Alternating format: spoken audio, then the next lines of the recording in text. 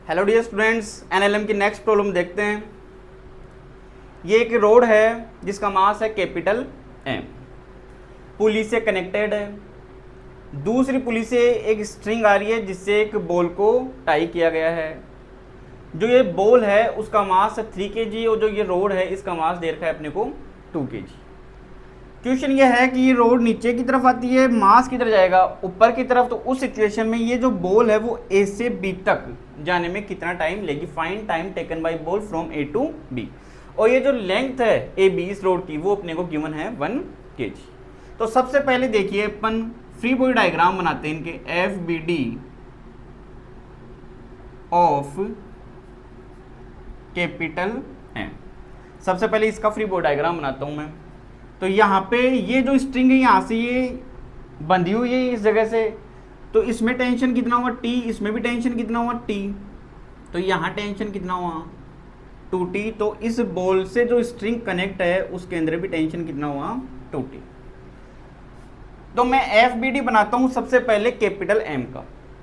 यहाँ पे जो स्ट्रिंग है उसके अंदर टेंशन कितना है? T। डाउनवर्ड डायरेक्शन में क्या लगेगा? mg। एक्सीलरेशन अभी अपन देखते हैं। साथ में मैं बना लेता हूं यहां से FBD ऑफ स्मॉल m। तो देखिए स्मॉल m है, डाउनवर्ड तो क्या लगेगा? Small mg। अपवर्ड डायरेक्शन में क्या लगेगा? 2t। अब कांस्टेंट पुली इक्वेशन से हमें पता है कि अगर कहीं t और 2t दो टेंशन अगर आ रही है तो अपन ने 2t वाली की जगह a मान लेते हैं। तो जहां पे t टेंशन होगा वहां पे कितना हो जाएगा? 2a। तो यहां पे टेंशन कितनी है? t। तो ये तो किधर जाएगा? डाउनवर्ड डायरेक्शन के अंदर। तो इसका एक्सीलरेशन तो कितना हो गया यहां से? ये 2a। बॉल किधर जाएगी? ऊपर की तरफ। तो इसके अंदर टेंशन कितना हुआ ऊपर की तरफ? a हो गया।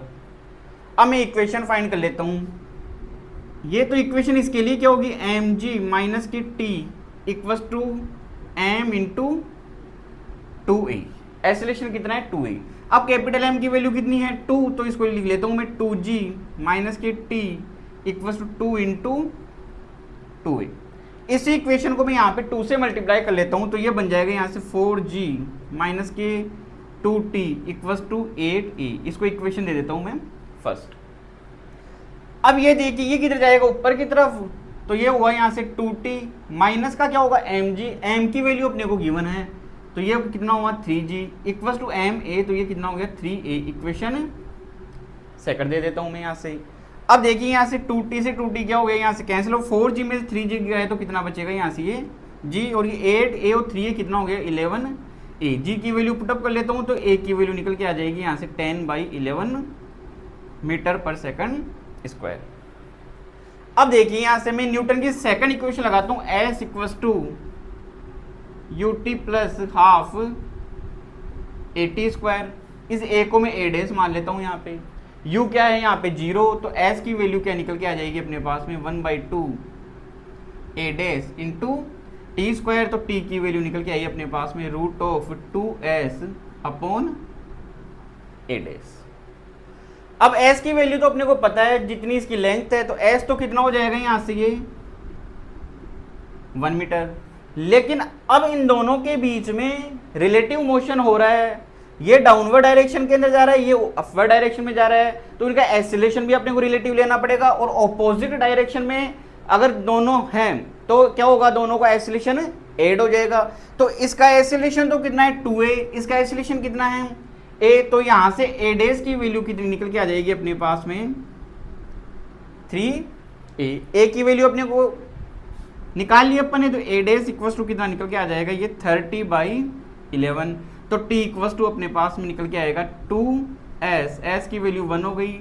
a डैश कितना हुआ यहाँ? 30/11। तो t इक्वल्स टू निकल के आएगा अपने पास में 22/30। तो सॉर्ट आउट करने पे ये निकल के आएगा यहाँ से 0.85 सेकंड।